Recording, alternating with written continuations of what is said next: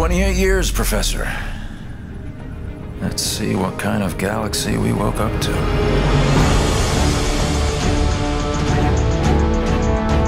We had a very specific story we wanted to tell, and in particular, new characters that we wanted to introduce. And I think RTS players have higher expectations from story, and we wanted to make sure we did that in the strongest way possible.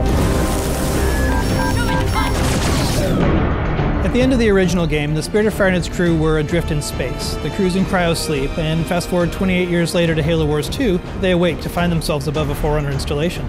Halo fans, especially those who've played Halo 3, will recognize it as the Ark. It's the largest and most powerful of the Forerunner creations, and it's also the birthplace of the Halos. It's literally the place that made all of the Halo rings, so that's the kind of power that's contained there. The only connection they have when they wake up is a small signal, one emergency beacon, that's coming from the surface of the Ark down below.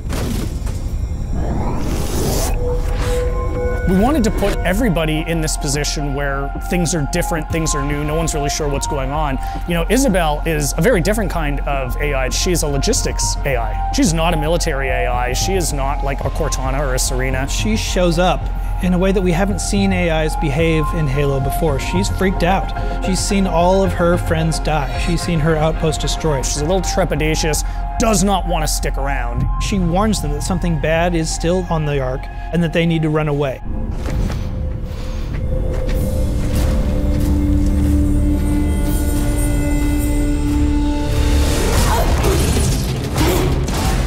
The Spartans from Halo Wars, last time you saw them was in the original Halo Wars, just tearing down a pack of elites.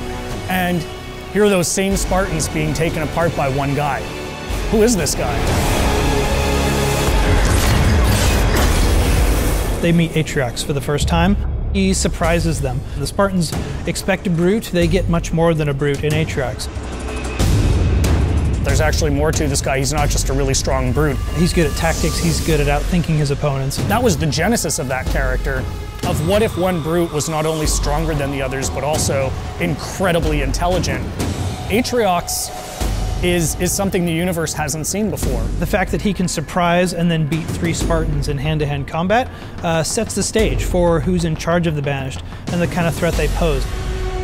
From a visual standpoint, we wanted to carry over enough of the original Covenant technologies, but at the same time being in your face, more about hard hitting and close combat.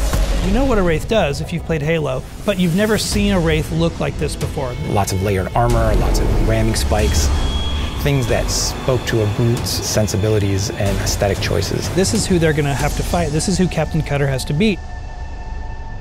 Our astronavigation system can't pinpoint a location. We're not on the map anymore. But as the captain of this ship, he is 28 years out from his last set of orders. Like, what do you do when you are supposed to report into this hierarchy, but you literally haven't seen them for almost 3 decades? We didn't drift out of the galaxy in 28 years, Professor. The crew wakes up, they have no idea what's going on, and he comes across this massive banished force. He's always chosen his crew over his own advancement. They've been through hell and back, and they wake up in this universe they don't understand, and he's going to do whatever he needs to do to protect his crew. And that sets off a really fascinating face-off.